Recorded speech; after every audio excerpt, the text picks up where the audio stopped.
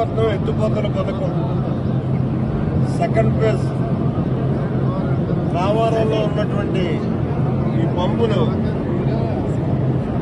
ఈరోజు ప్రారంభించడం జరిగింది.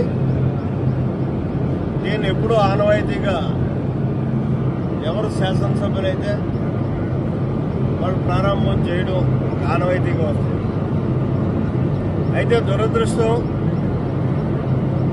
వాళ్ళకి ఎప్పుడు ఈ పంపులు మాత్రం స్విచ్ ఆన్ చేయలేదు. గత 5 సంవత్సరాలు ఈ పంపులను ప్రారంభోత్సవం చేయడం జరిగింది. అయితే ప్రస్తుతం ఖరీఫ్ సీజన్ స్టార్ట్ అయ్యి ఋతుపవనాలు బాగా ఉన్నా ఏలేరులో మాత్రం గాజు మంచి పైన వర్షం పడక మనకు అందుబాటులో నీరు లేకుండా పోయింది. అయితే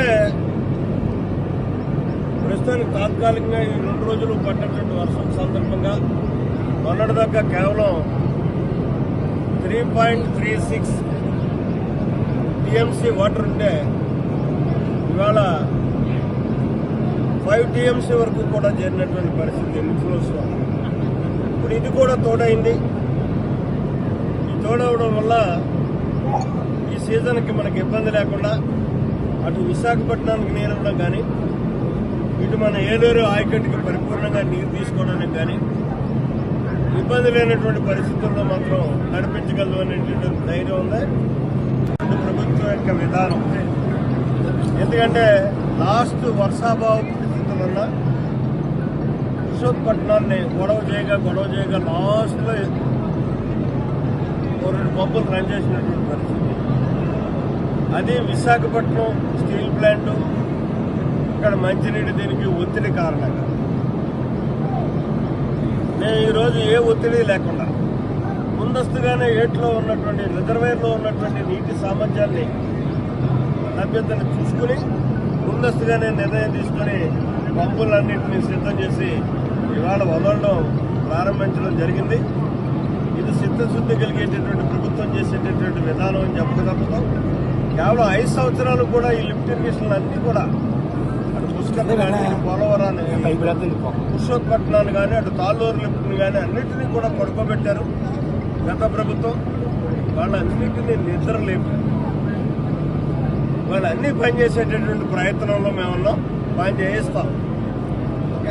రైతులు వర్షాధారం మీద ఆధారపడి ఉన్నారు. మన గత ప్రభుత్వంలో మన చంద్రబాబు నాయుడు గారు ప్రభుత్వంలో ఆయన ఎంతో ముందు చూపుతో ఆలోచించి గోదావరి జలాలని మన ఏలేరు 24 టీఎంసీలు సామర్థ్యం ఉన్న ఏలేరుని ఎప్పుడు నిండుకుండలా ఉంచాలనే ఉద్దేశంతో పురుషోత్తపట్నం ఎత్తిపోతల పథకం అన్నది ఆ రోజు ప్రారంభం జరిగింది. గత ప్రభుత్వంలో గత 5 ఏళ్లలో దీన్ని గాలికి వదిలేసి రైతులకి నీరు సరిగ్గా అందనివ్వకుండా ఎన్నో ఇబ్బందులు చేశారు.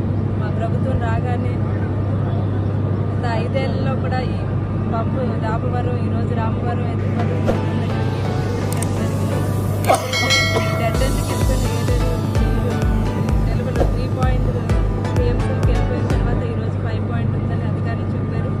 ఇక్కడ ఈరోజు దీన్ని విడుదల చేయడం వల్ల రాబోయే 1 వారం రోజుల్లో అది కూడా కొంచెం పెరిగి ఖచ్చితంగా విశాఖకి స్టీల్ ప్లాంట్కి తాగునీరుకే కాదు మా రైతులకు కూడా ఇది ఏలేరు ప్రాజెక్టు నిండుకుండలా అయితే ప్రతిపాడు జగ్గంపేటే కాదు పెద్దాపురం పిఠాపురం నియోజకవర్గాలు తుని జగ్గంపేట అన్నీ కూడా వాళ్ళకి రైతులకి సరిపోయే నీరు అందించగలమని అందరం అనుకుంటున్నాం.